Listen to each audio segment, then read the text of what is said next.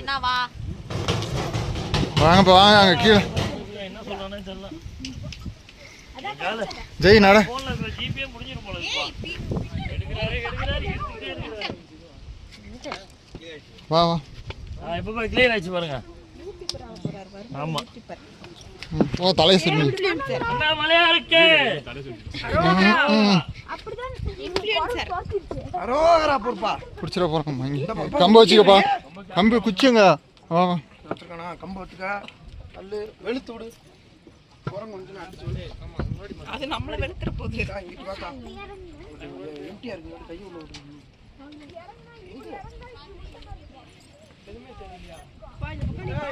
எம்மாடி எப்பா வா வா வா வா அவங்க கீழே போயிட்டாங்க